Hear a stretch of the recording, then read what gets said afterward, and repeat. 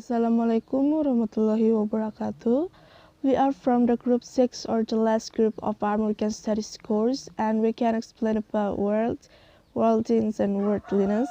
But before we explain about our materials, let me introduce the member of the group. The first speaker is Tiara Adisti Priyandini. The second speaker is Kristiani Irma Kadang. The third speaker is Muhammad Ali and the last speaker is Cindy Anggreni. So let's start from the first speaker.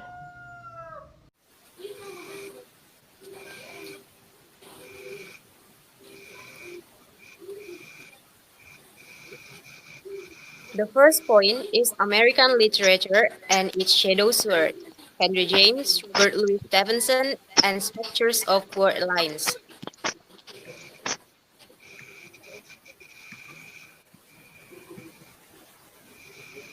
The first is Henry James. The work of Henry James, moving as it does fluently across international borders, has always posed a particular challenge to those who would seek to codify or contain literature within specific national formations. James was, of course, a native of New York, and the tragic muse is, as Mayor Steinberg observed, the first of James' major works to concentrate on English life. The second is Robert Louis Stevenson. This worldly quality becomes increasingly apparent in James' odd relationship with Stevenson, which began after James had sided with observation of the younger writer's Treasure Island in his 1884 essay, The Art of Fiction, as a work that appears to me to have succeeded wonderfully in what it attempts.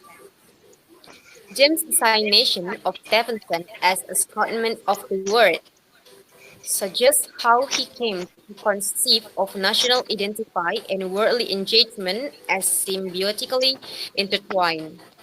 He similarly regarded himself as an American of the world, a hybrid identity that arose out of his specific historical as well as geographic situation.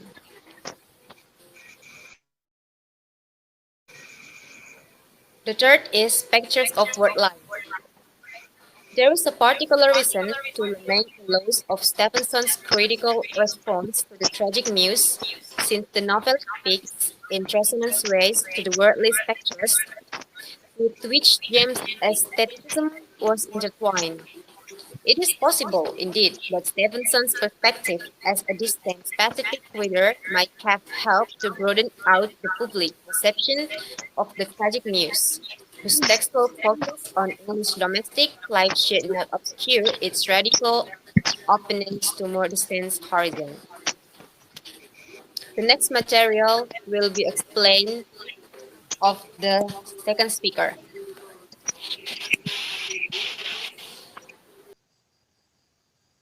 Okay, the second material is Wordings of American Literature of the Cultural Radar by Lawrence Peel. In his essay, Peel attempts to think otherwise from most contemporary scholarship on U.S. literary transnationalism by concentrating on conditions conducive to cross-border and ultimately worldwide persuasion acutely distinct from cultural or ideological specificities, albeit in practice the two domains cannot be played apart. Focusing especially on two case studies to illustrate the phenomenon of inherent amenability to dissemination or diffusion, haiku and Whitmanian catalog rhetoric, which taken together showcase literary imports and exports respectively. The first is haiku. Haiku is a type of short-form poetry originally from Japan. The first U.S. writers of stature to compose large body of haiku, however, were the novelists Richard Wright and Jack Kerouac. But Lawrence interested with Richard Wright for his purpose. As you can see in the slide, This is one of the most haiku from Richard Wright.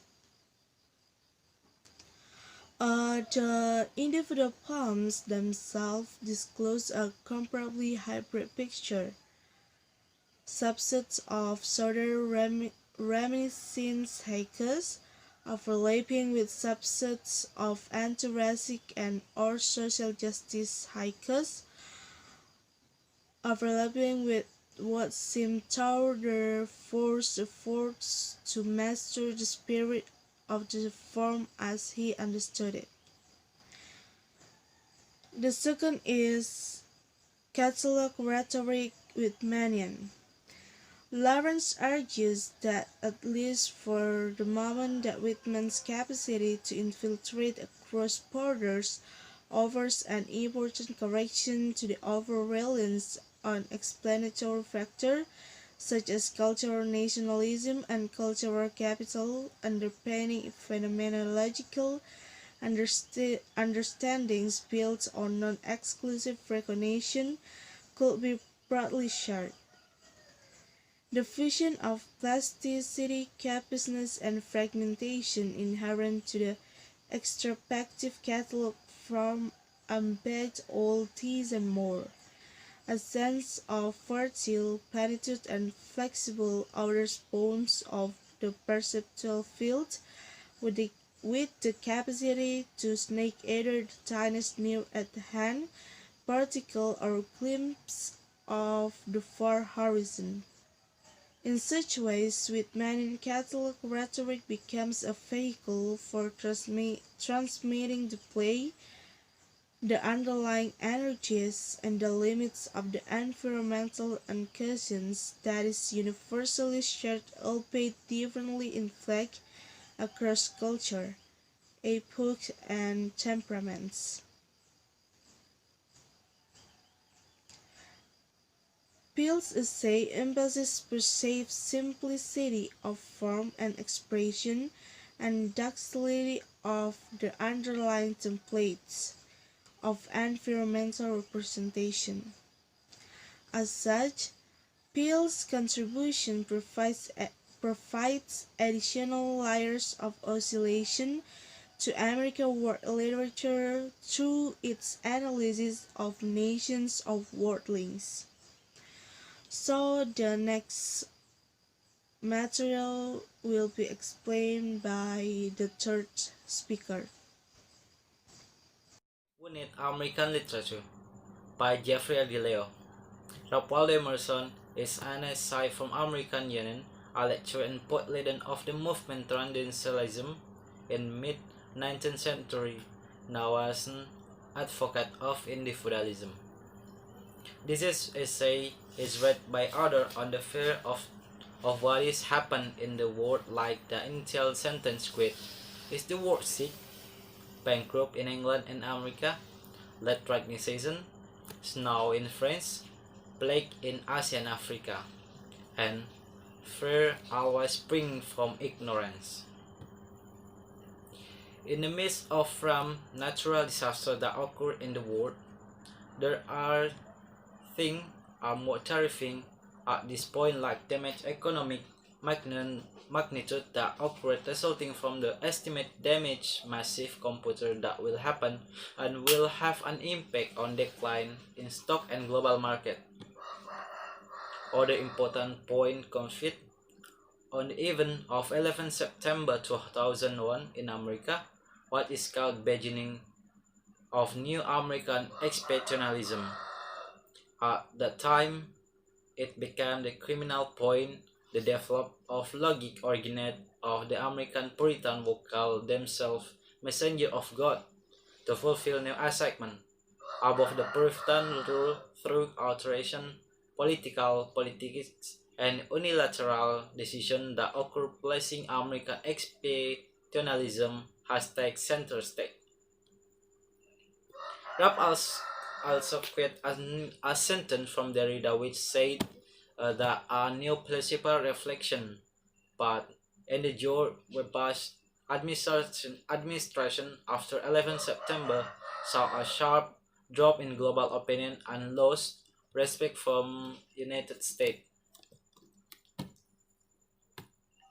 So, in World Emerson, a syrup conclude that of the century 1111 is the century of chaos that occurred in a European part of the world and is important to be remembered by history. A nation without literature. American world literature that invite us to listen carefully in the praise of literature work created from rumors and broadlines in US. Among the chaos that occurred at the time in the World Trade Center attack and made a discovery secularism in American fiction after 11 September 2001. The change that occurred not only led to a shift toward in the world, global, international American fiction. On the change that occurred around September 2001, the potential to be more radical and quit many work which is not genuine and to get the truth return. I'm too shy to see what happened in New York City. RF the Ralph Emerson said that get into the stake of American and world life nothing. Human are everything. Likewise in 1837, which was not a year without history. It was the world year United States has ever experienced where teenagers have no hope, adults are without jobs, and parents have no honor. So Emerson asks in Emerson asks in this worksheet like the Intel quit. In Emerson Journal as in Emerson Journal get the prize the Black Art has high scientific value, a critical age. A critical age, which finally Emerson made a speech on the theme The American Scholar, which is conventional theme. Emerson's oration is considered a declaration of intellectual independence that reverberates to this day. This essay presents the history of the severity of the event that occurred in the era of the decline of American and tell about the struggle during its crisis sense of humanity and a world away from freedom. Thank you. Next. I would like to explain about a nation with too much literature. A nation with too much literature, historical event that define a general or multiple generation are few and far between, and fewer still become the central focus of the philosophical or theoretical energies of its scholars. For example, while the war in Vietnam occupied our attention for most of the 1960s and early 1970s and divided a generation, it is still difficult to argue that the war became the central focus of our theoretical energies during the same period. The French Revolution immediately comes to mind as a good example of the kind of impact